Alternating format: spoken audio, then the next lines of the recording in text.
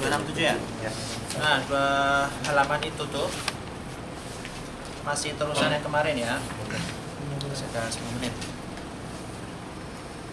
Kalau yang kemarin tentang sedekah ya, ini juga sama.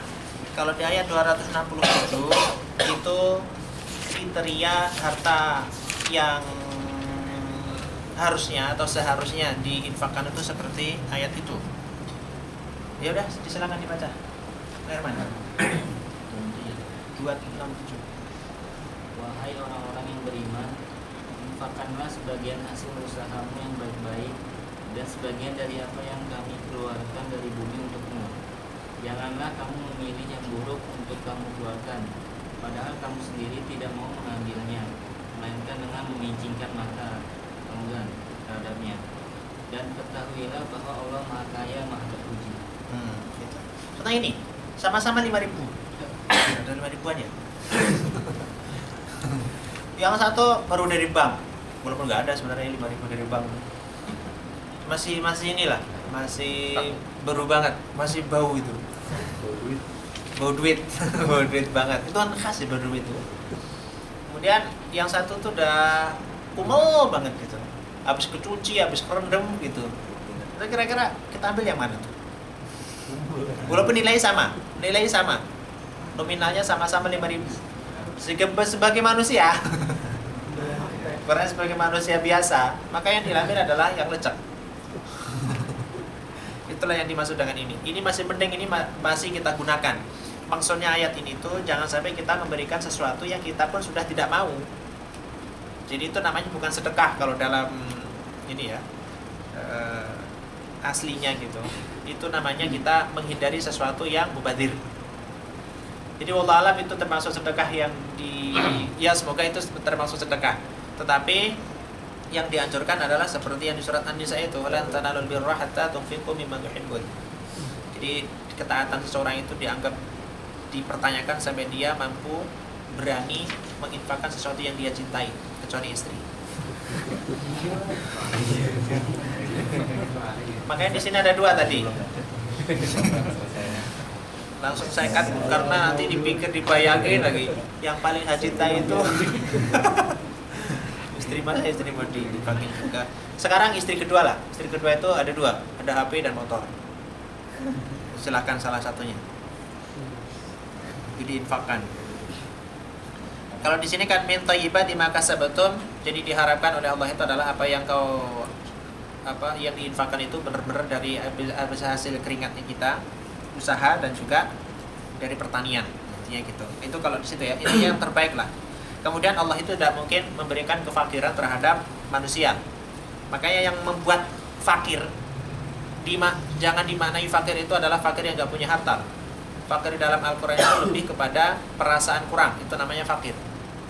Maka kalau di dalam surat An-Najm ayat 48 itu ada ayat wallahu wa innahu huwa aghna wa aqna. Allah yang sebelumnya kan Allah yang membuat tertawa dan menangis, dan Allah juga yang membuat manusia itu adalah yang hidup dan mati, dan Allah juga yang membuat segala sesuatu itu adalah berpasangan. Nah, ini kalau usah dibahas terlalu panjang perpasangannya, sensitif itu. Kemudian yang berikutnya wa innahu huwa aghna wa aqna. Allah yang membuat manusia itu yang kaya dan bukan miskin di sana ternyata. Aqna wa aqna. Aqna itu kalau di kita lebih terkenal adalah qanaah. Qanaah itu kata jadi dari aqna.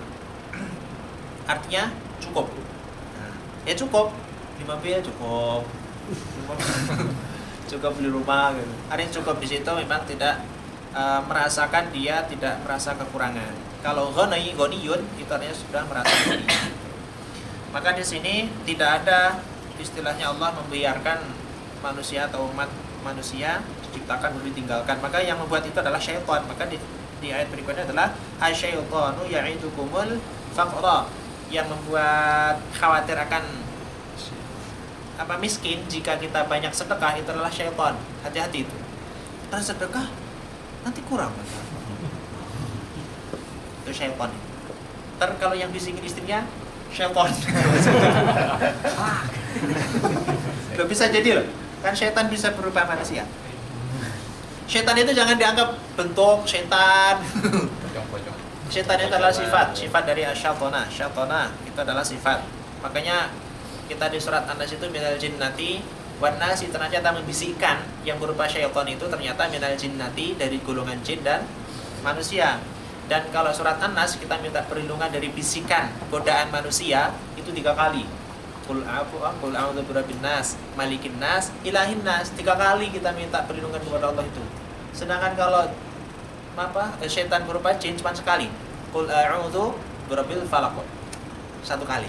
Berarti bahayanya bisikan syaitan berupa manusia 3 kali lebih dahsyat daripada iya loh. Kalau jin itu memang dalam hadisnya tidak berani mendekati orang yang baca Al-Quran kan. Salah satunya surat Al-Baqarah.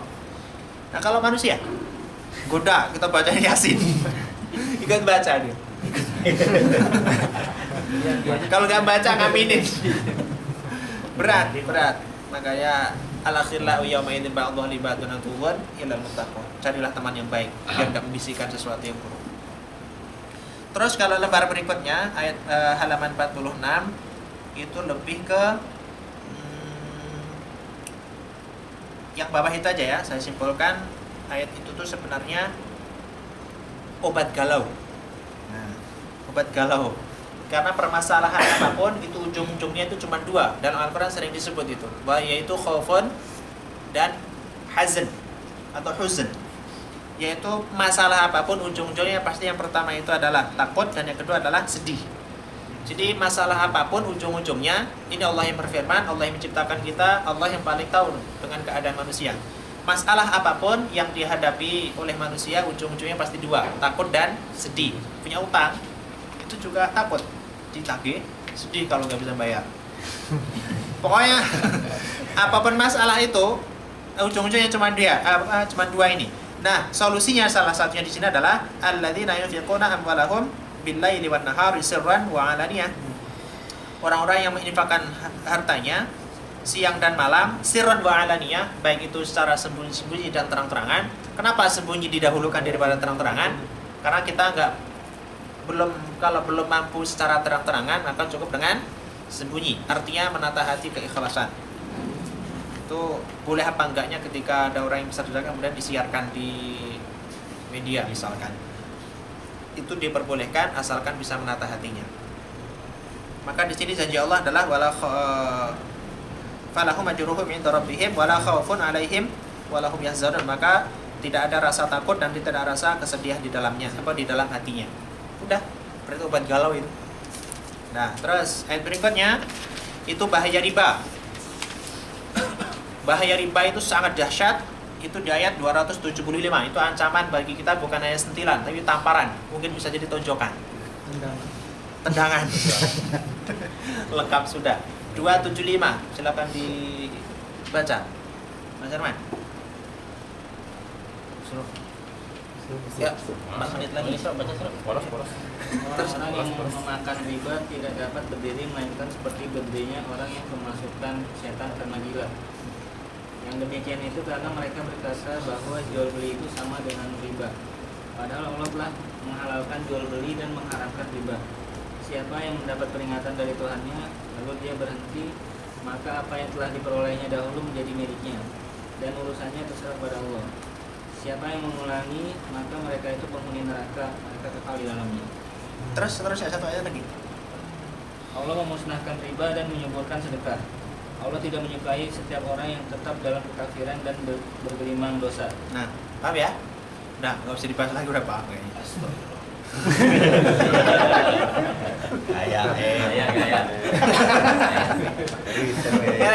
Kenapa sih dalam ayat ini kita nggak bahas terlalu panjang ya? Nanti silakan dibahas sendiri.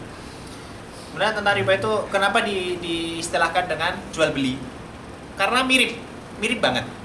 Saya beli barang, kemudian saya jual. Saya belinya 5.000, saya jual 10.000. Saya untung 5.000 ya.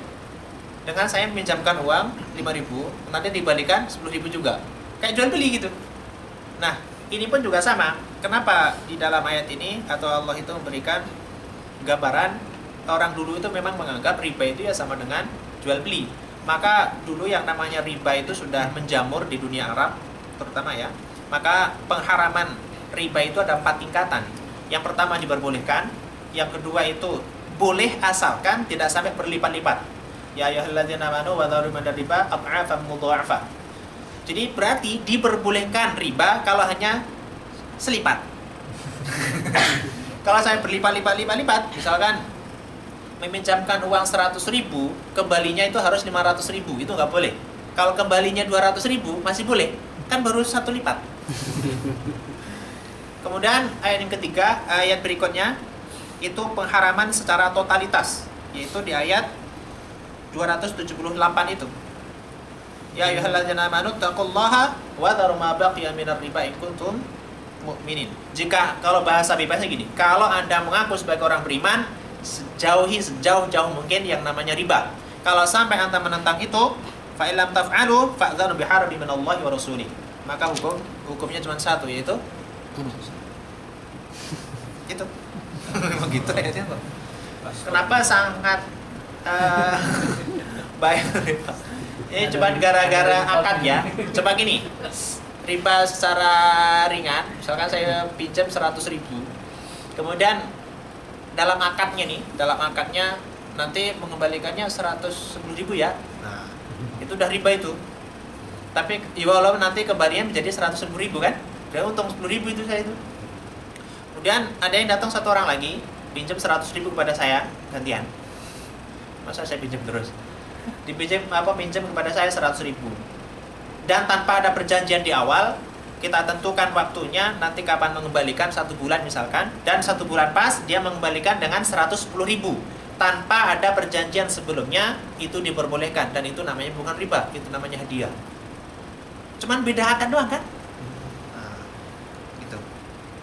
Kemudian kalau masalah selanjutnya itu tentang riba ya. Riba itu dahsyatnya adalah nanti ketika dibangkitkan dari kubur itu seperti kerasukan syaitan dan dia tidak bisa berdiri dengan tegak.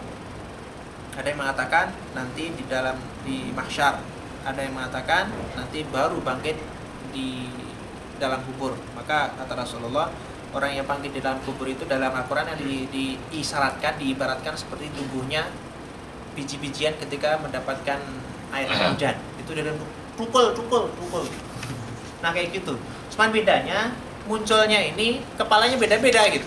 Ada yang berkepala himar, keledai, yang berkepala tikus dan segala macam. Salah satunya adalah dalam hadis yang sering kita dengar, orang yang mendahului gerakan imam, alau khalifakum ra'sahu ra'sa khimarin. Maka saya takut, apa engkau tidak takut nanti ketika dibangkitkan kepalamu diganti dengan kepala khimar atau kepala keledai. Maka jangan mendahului imam dalam gerakannya. Ustaz, kalau ini maksudnya siapa yang mendapat peringatan dari Tuhannya lalu dia berhenti, maka apa yang diperolehnya dahulu menjadi miliknya? Oh iya, itu dulu kan dihalalkan. Kemudian itu pelaku riba misalkan. Kemudian nanti kalau sudah dia berhenti misalkan dari ribanya, jadi rentenir misalkan. Kemudian baru nyadar, oh nggak boleh ya rentenir. Oh iya nggak boleh. Dia berhenti. Ya udah. Berarti sampai di situ saja. Ketika harta tadi itu udah milik dia gitu. Nanti yang seterusnya jangan diulang lagi. Jadi kaji lagi. Maka di sini di ayat selanjutnya itu adalah wa in tubtum falakum ru'usu amwalikum. Jika engkau sudah bertaubat, maka ru'usnya atau harta induk atau namanya pokok, harta pokoknya itu milikmu dengan sah. Jadi sudah selesai. Nah, tentang utang piutang sekarang itu adalah di ayat 280. Ini masalah rentenir misalkan, dan ternyata kita baru tahu ternyata rentenir nggak boleh. Maka wa in kana dzu usratin fa nadhiratun ila maisarah. Maisarah itu kan bukan maisarah tetangga kita.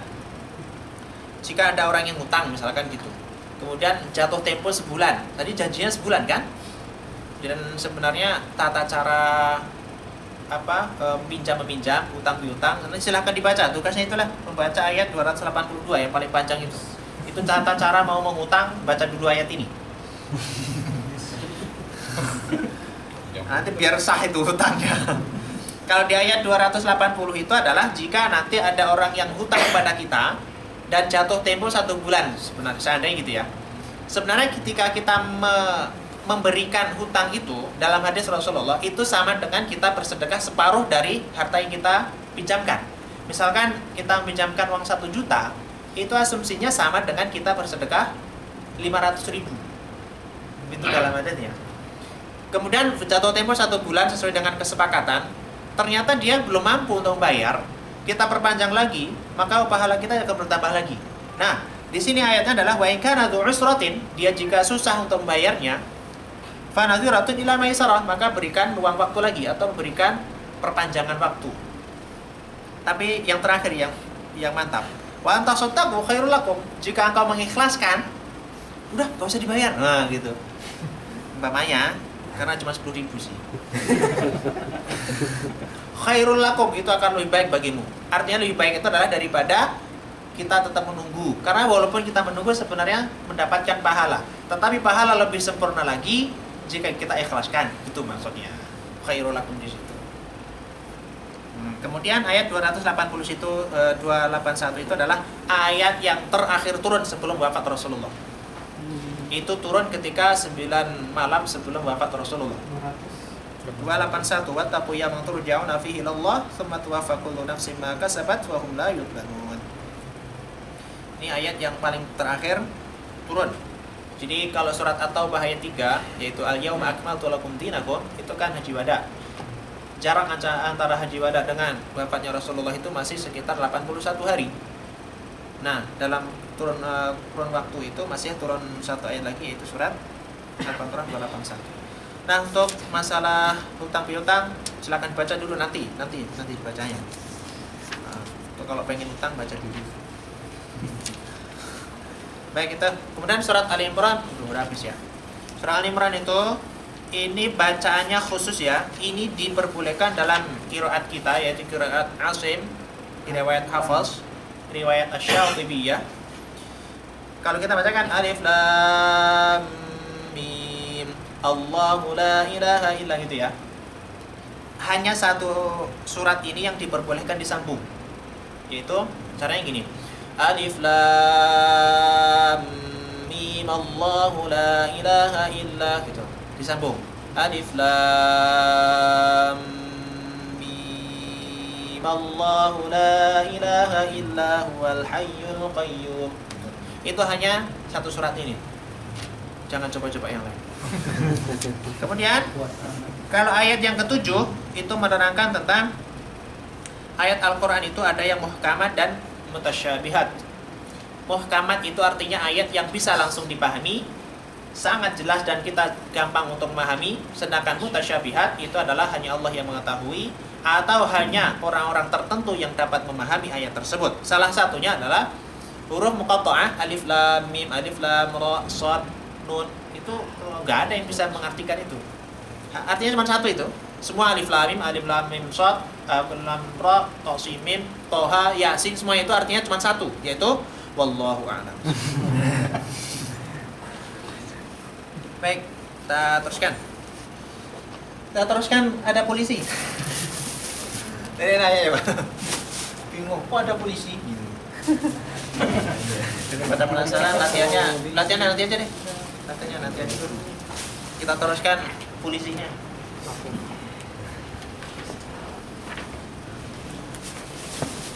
Baik, ini masih matnya udah selesai ya? Ya. Kita anggap sudah mahir lah itu. Udah di dalam kepala. Sebagian masih di luar.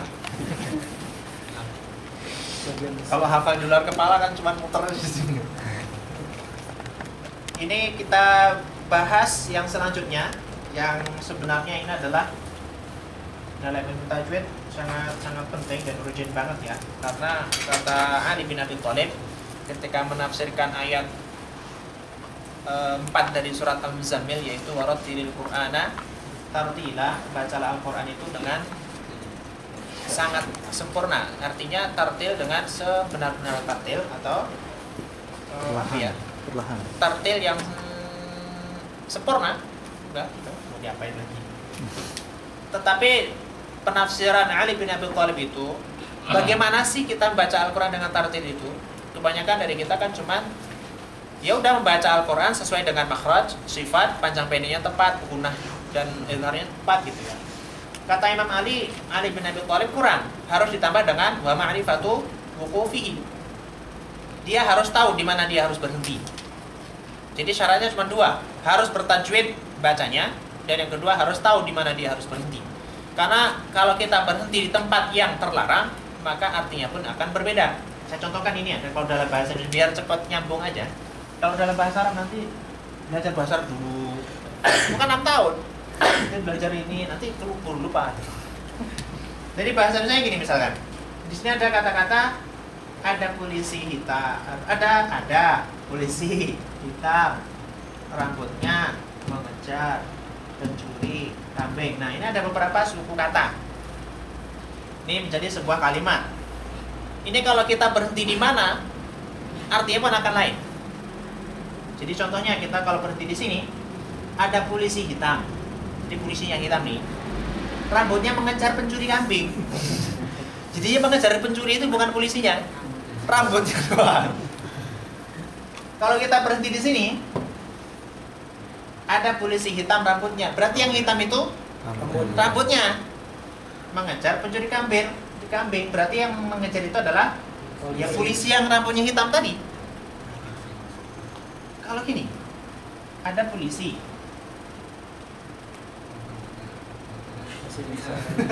Masih bisa ya? Ada polisi hitam rambutnya mengejar pencuri kambing. Agak ribet juga sih. Berarti pasnya di mana nih? Di sini ya. Nah, tergantung kita baca nih. Jadi tergantung kita mau berhenti di mana. Dan kalau ini kan tidak tidak terkait dengan akidah atau tidak terkait dengan hukum, tidak terkait dengan tauhid misalkan gitu. Kalau kita baca Al-Quran kan di sana ada akidah, ada tauhid, ada hukum dan sebagainya. Kalau kita salah baca, artinya pun salah. Dalam wakaf ya istilahnya, wakaf atau tempat berhenti itu ada beberapa macam. Yang pertama itu ada istilahnya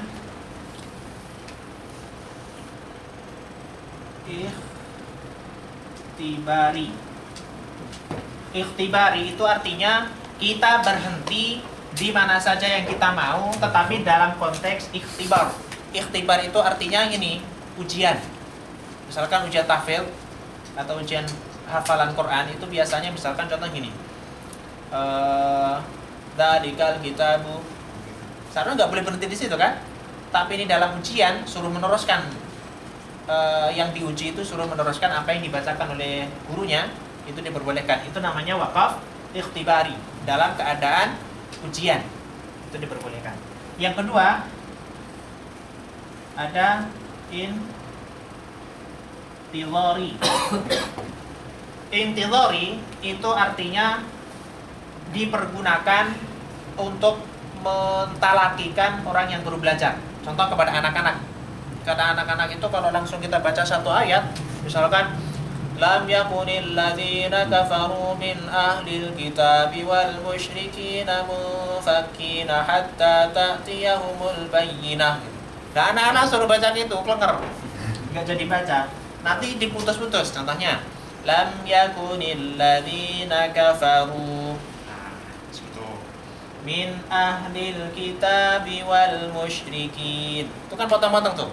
Itu berhenti di situ diperbolehkan dalam konteks intidhari, artinya belajar. Yang ketiga itu ada istilah iltirari. Iltirari itu artinya apa ya? Darurat. Nah, terpaksa dan darurat. Iltirar. Iltirar. Contohnya lam yakunil haji, gitu. Apa misalkan lagi lam yakunil ladhiha. Nah, di sini kita terpaksa dan sebenarnya kita nggak mau berhenti di situ, tapi dikarenakan ada darurat, dalam keadaan darurat, maka tidak bisa dihindari lagi. Entah itu bersin atau kita menguat. Nah, gitu. Kalau menjawab salam sebaiknya diselesaikan satu ayat dulu. Tapi masalah kalau satu ayatnya kayak tadi, tamunya keburu pulang. Itu nanti kita coba ya. Nah, yang keempat itu adalah ada ikhtiyari. Ikhtiyari artinya wakaf yang memang kita pilih. Nah, ini kita pertanggungjawabkan nih kalau yang ini nih. Karena kita yang memilih, jadi kita harus mempertanggungjawabkan itu salah atau benar, itu tepat atau enggak. Kalau ini kan karena keadaan kan, jadi kita tidak mungkin itu Roni itu kemudian berjanjian sama bersihnya, nanti jangan bersih sebelum saya selesai, kan nggak bisa. Ini juga enggak, ini juga enggak. Nah, yang kita bahas sebenarnya yang ini nih, ikhtiyari. Sebenarnya kalau ini sudah mafhum semua, karena dalam keadaan-keadaan tertentu. Yang ikhtiyari ini ada pendapat yang ada 4, ada yang 5. Nih, yang pertama ada istilahnya wakaf wakaf tam dulu. Tam itu artinya wakaf yang sempurna. Nah, wakaf tamun, wakaf yang sempurna itu jika kita membaca salam dalam satu surat penuh full baru berhenti, itu namanya tam. Jadi contoh membaca surat Al-Kautsar ya, yang pendek kan? Inna a'tainakal kautsar fashalli li rabbika wanhar inna syani'aka huwal abtar. Itu sudah tam. Karena satu surat. Yang pendek. Kalau surat Al-Baqarah suruh tam ya susah. Itu berapa hari gitu. Itu tam namanya. Tam itu sudah komplit, sudah sempurna dan benar-benar tidak ada hubungan lagi dengan ayat berikutnya. Dan biasanya kalau surat sudah beda tema itu. Antara surat yang satu dengan surat yang lain itu sudah beda tema. Ini namanya wakaf tam. Ini yang sempurna dan itu yang paling bagus. Yang kedua, kafi. Wakaf kafi itu artinya wakaf yang cukup. Wakaf cukup itu artinya lebih hanya sekedar bagus, tapi sudah melebihi bagus ya. Kafi itu sudah apa ya? Cukup bagus sih, cukup sempurna lah bahasa kita. Contohnya gini, wakaf kafi itu dia sebenarnya sudah selesai dalam pembicaraan, tetapi masih ada sambungannya, masih ada hubungannya dengan ayat sebelumnya. Contoh, kita baca Bismillahirrahmanirrahim. Alhamdulillahi rabbil alamin. Ar-Rahmanirrahim. Maliki yaumiddin. Itu namanya sudah kafi itu. Karena sampai situ itu sebenarnya sudah yang bawahnya mulai dari iyyaka na'budu wa iyyaka nasta'in. Ihdinas siratal mustaqim, mulai dari ihdinas siratal mustaqim itu sebenarnya sudah hal yang lain. Itu namanya kafi. Makin bingung karena kita terkait dengan bahasa Arab. Nanti saya ini kok ada tanda-tanda khusus. Ini khusus bagi orang-orang yang nggak tahu bahasa Arab. Yes. Yang ketiga ada, tapi teori harus tahu dulu. Yang ketiga ada Hasan. Wakaf Hasan. Wakaf Hasan itu wakaf yang bagus. Arti bagus, sudah sempurna memang, tetapi masih ada sambungan dengan ayat setelahnya dalam segi lafal maupun maknanya. Kalau yang kafi tadi memang sudah sempurna, tapi masih ada hubungan makna. Tetapi lafadznya sudah nggak ada hubungan lagi. Makna lafadz itu maksudnya seperti dan, jika, itu kan sudah sempurna ya. Contohnya kayak gini nih, berhenti di sini, bisa jadi kafi. Ada polisi hitam rambutnya mengejar polisi, mengejar pencuri kambing. Ini kan masih ada sebutannya kan, di mana dan gimana caranya gitu kan. Kalau berhenti di sini, itu berarti masuk ke Hasan. Kecuali kalau sudah sampai berapa selesai, bisa jadi tam, bisa jadi kafi. Masih ada terusannya apa enggak? Yang terakhir, saya buat catat ya. Nanti yang keempat ini adalah qabih. Qabih.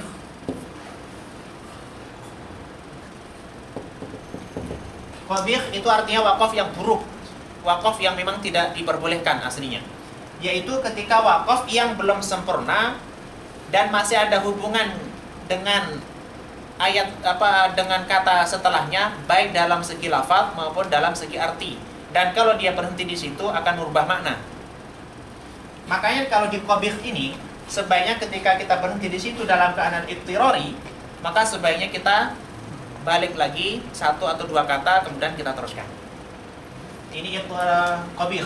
Sebenarnya di bawah qabih itu ada, yaitu aqbahul waqfi. Aqbahul waqfi artinya waqaf yang buruk banget. Kalau sekarang waqaf yang buruk dingin. Kalau ini kan buruk aja.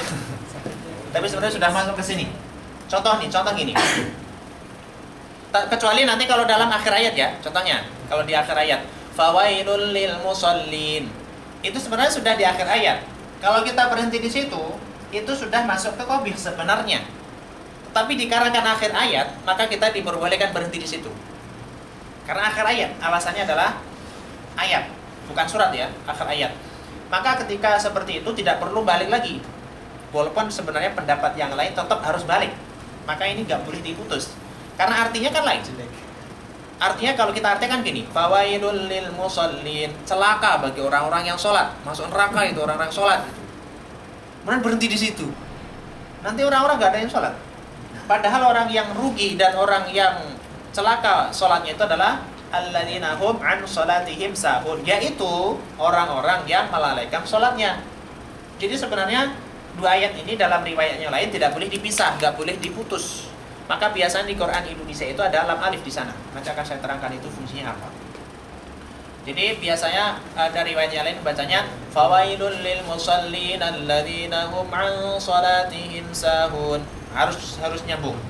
Kalau seandainya berhenti fawailul lil musallin, harus balik lagi. Fawailul lil musallin alladzina hum an, yang nanggung juga ya. Ngapain berhenti tadi? Itu qabih. Cuman kalau di akhir ayat maka tidak perlu balik lagi. Itu riwayat kita ya yang kita baca.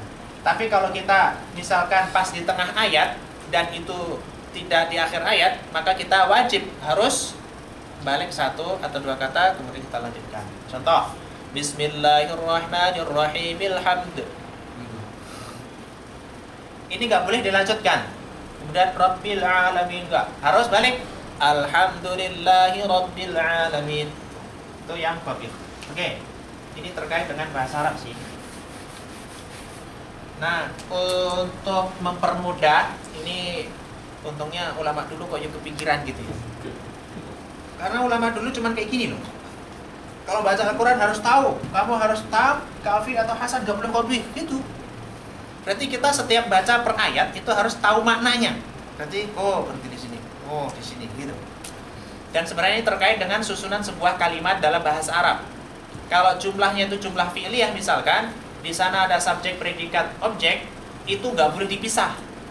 Padahal kalau di dalam ayat itu belum tentu subjek, predikat, objek itu dalam satu ayat. Enggak.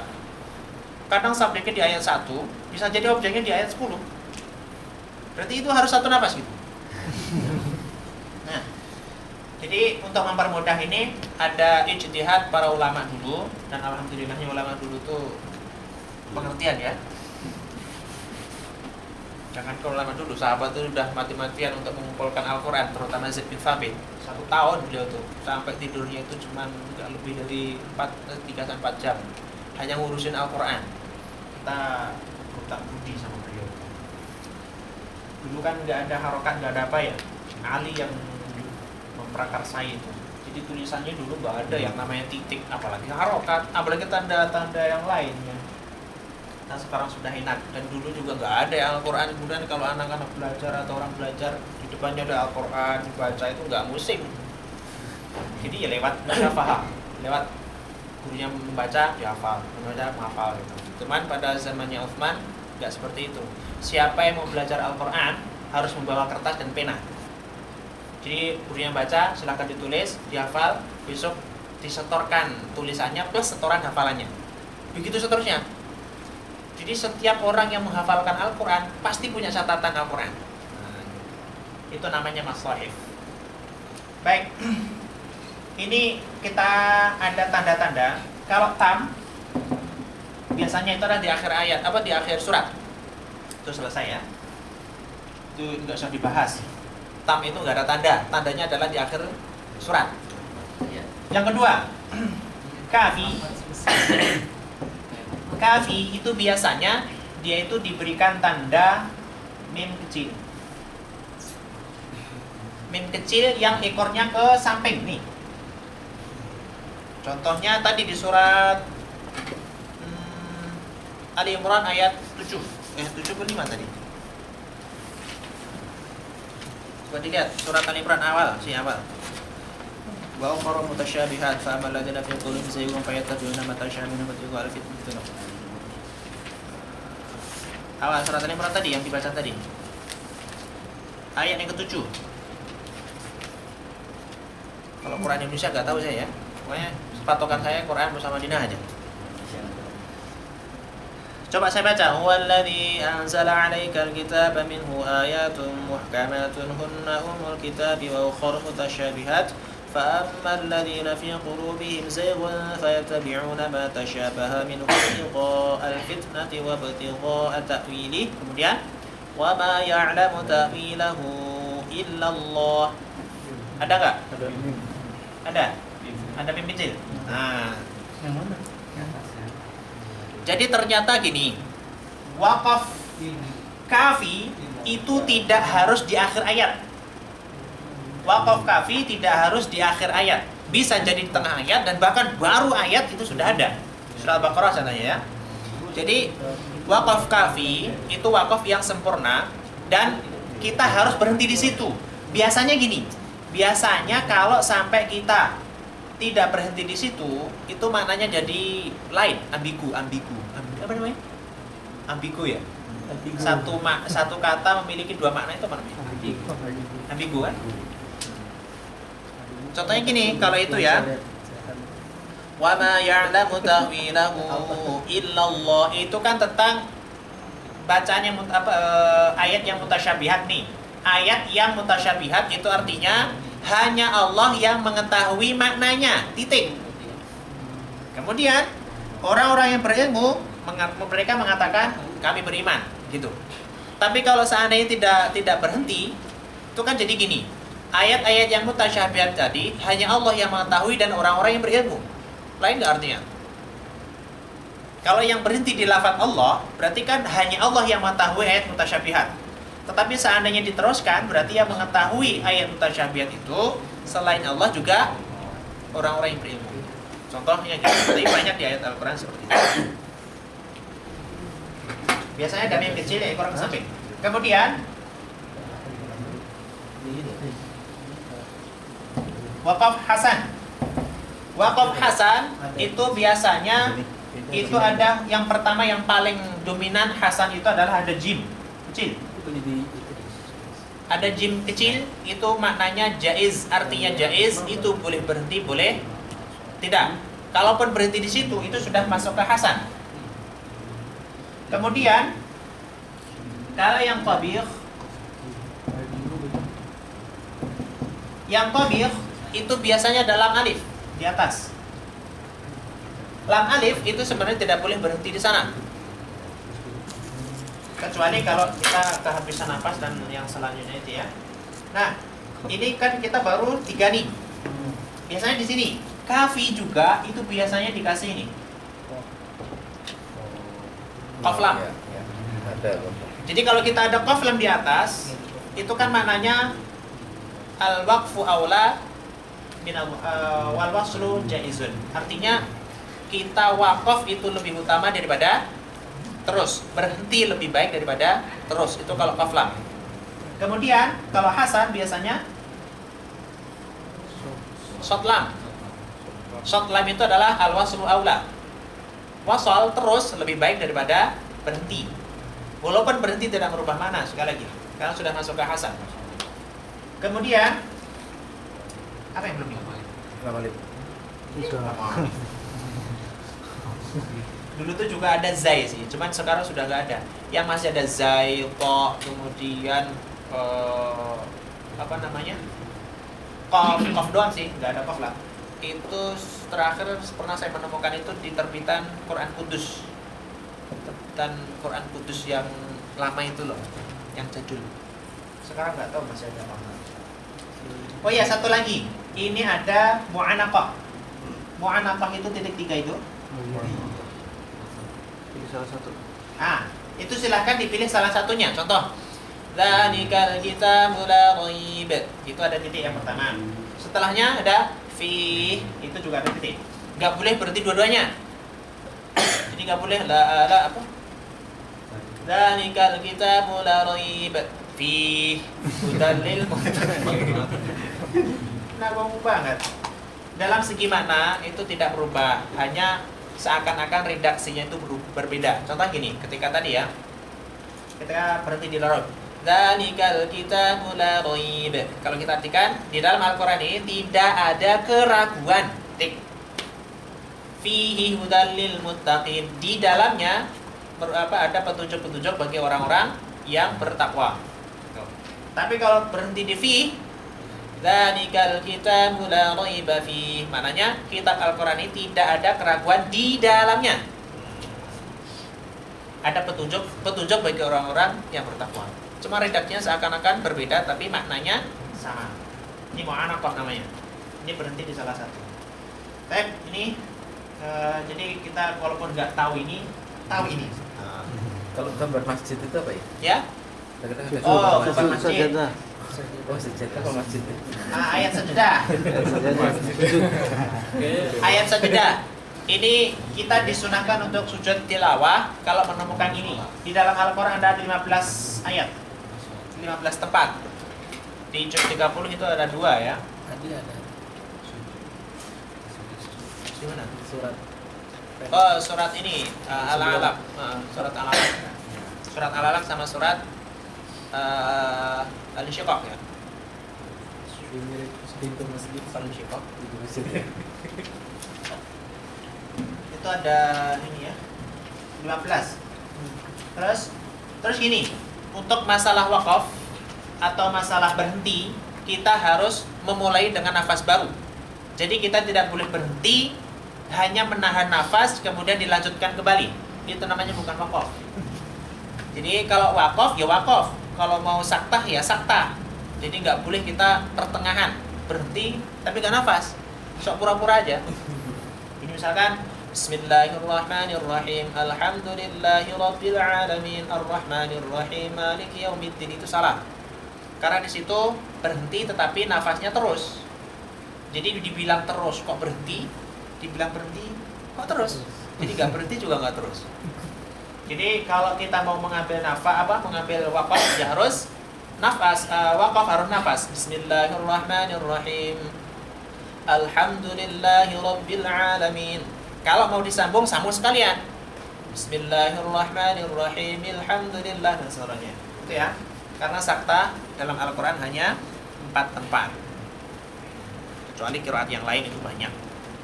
Baik, ini kalau akbahul waqfi saya kira sama. Nanti juga lam alif ini. Ustaz, tadi maksudnya qiraat yang lain berarti ada yang selain ini. 50. Itu yang masih sekarang tersisa itu masih ada 20.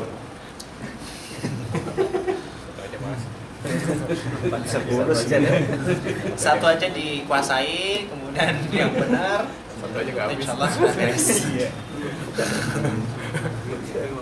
Banyak. Misalkan kalau kita yang bacakan siratal ladzina an'amta 'alaihim pakai shad, nanti ada yang Ibnu Katsir misalkan itu pakai zai. Siratal ladzina an'amta 'alaihim, ada yang pakai siratal ladzi pakai sin. Ada yang baca maliki yaumiddin, ada yang baca maliki yaumiddin. Ada yang baca wadduha, kita itu. Ada yang baca wadduhi, ada yang baca wadduhi. Mancureha cuma satu kita. Kita itu imalah atau yang dibaca rere itu cuma satu. Kalau qiraat yang lain banyak. Setiap ada alif yang sebelumnya fathah itu re semua.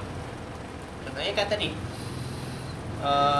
wadduhi wal laili idza saji ma wadda'aka rabbuka wa ma qala. Iya ini. Kaf ha ya ain, kaf he ya ain sad. Pokoknya ada alif setelahnya itu pasti itu ada. Itu tergantung ini ya, daerah kayak gitu ya. Enggak, itu sesuai harus Rasulullah itu ketika turun Al-Quran, Rasulullah ngomong kepada Jibril gini, ketika turun ayat maka astazidu liqiraatin minhu. Jadi artinya Rasulullah itu selalu minta ditambah dengan bacaan yang lain. Kemudian Jibril juga membacakan ayat yang sama dengan lahjah, dengan lahan yang berbeda. Jadi sampai beberapa kali. Dan ternyata di situ perbedaannya itu adalah yang 7 perbedaannya itu. 7 apa namanya? 7 perbedaan yang membuat bacaan-bacaan itu berbeda. Tapi bukan berarti hanya 7 macam, bukan. 7 apa yang bisa kita ya? Yang membuat perbedaan itu adalah 7 faktor. Gitu. Maksudnya. Baca lagi. Ada yang pertama fiil, ada yang pertama isim, i'rabnya, ada yang berubah maknanya, katanya. Contohnya nih. Kalau kita akan baca wasari'u ila maghfiratin min rabbikum gitu. Nanti ada riwayat yang lain bacanya sari'u, ada wa-nya enggak ada. Langsung sari'u ila maghfiratin min rabbikum. Banyak kayak gitu. Kalau kita yang bacakan yukhadi'una Allah walladzina amanu wa ma yakhda'una illa anfusahum. Kalau ada yang baca dibalik. Kalau tadi kan kita bacanya yukhadi'una Allah. Nanti dibaca dia adalah yakhda'una Allah walladzina amanu yukhadi'una Allah. Nah, gitu. Kalau kita yang baca surat Al-An'am itu ayatnya adalah fasiyamu salasati ayyam. Itu doang. Tapi kalau di qiraat lain fasiyamu salasati ayyamin mutatabi'atin. Ada tambahan mutatabi'atin. Berarti bukan berarti salah. Maka kita tidak boleh menyebutkan mushaf yang ditulis oleh Utsman itu hanya 1, enggak. Ada yang menyebutkan ada 7, ada yang menyebutkan ada 8. Jadi dulu itu karena awal mulanya, jangankan kita yang nggak tahu, itu wajar. Umar aja nggak tahu loh.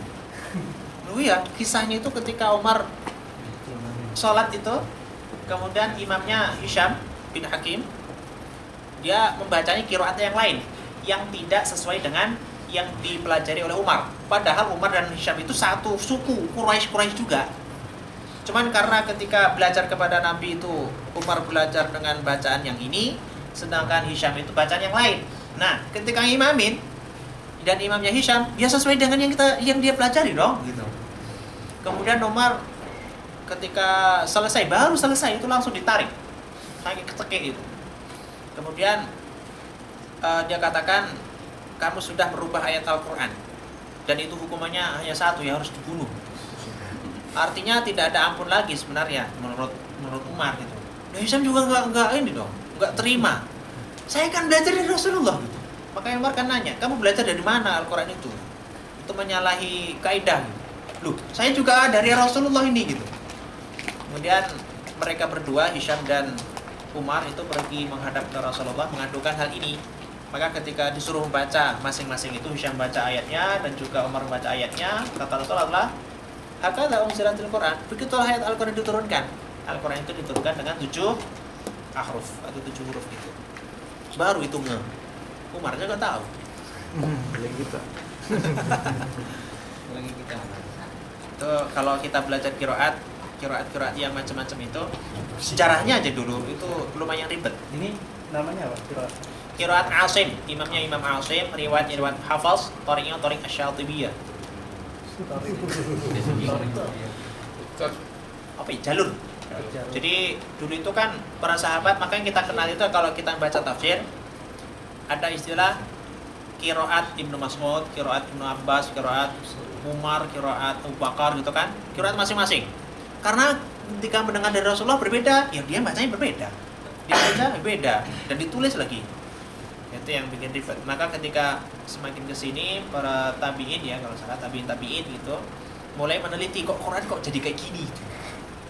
Kemudian diambillah itu pada abad ketiga, yaitu sama Ibnu Mujahid namanya. Beliau teh yang memprakarsai, dikumpulkanlah Al-Quran ini karena pada saat itu benar-benar genting gitu.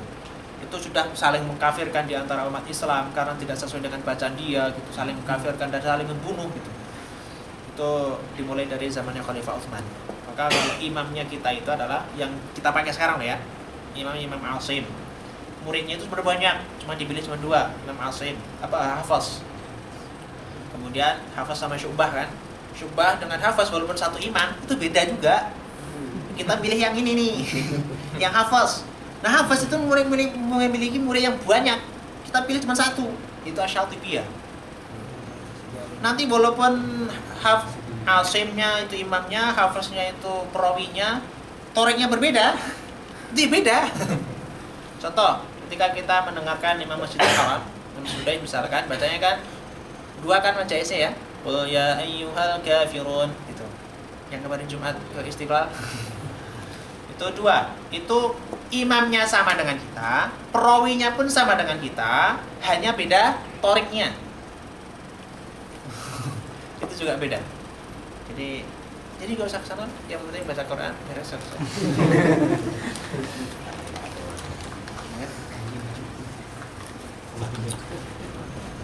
Gak tahu tuh kalau ulama dulu umurnya tuh gak nyampe 70, paling 50. Imam Nawawi itu cuma berapa? 45 ya? Tapi karyanya itu bisa ribuan. Misalkan beliau itu kan punya kitab Muhadzab ya. Muhadzab itu syarahnya Muslim itu sampai 15 jilid itu. Itu baru satu kitab. Kemudian kitab hadisnya berapa jilid itu? Belum fikihnya, belum syarah hadisnya, belum sejarahnya, belum tafsirnya. Kalau kita pikir nggak pernah makan kali. Lama dulu berkah waktunya. Maka kalau kita ikut qarabati sa'atu wa syaqqal qamar, memang kita sudah mendekati hari kiamat. Karena hari semakin cepat. Barusan kemarin kayaknya Kamis, sekarang Kamis lagi. Apalagi kalau yang lama itu kalau Senin ya. Senin menuju ke Sabtu lama gitu. Kalau Sabtu menuju ke Senin cepat. Seninnya berkah. Lama. Kita cukup dulu. Kita lanjutkan ke depan insyaallah. Nanti latihannya cuma insyaallah ya. Baik, kita akhiri dengan hamdalah.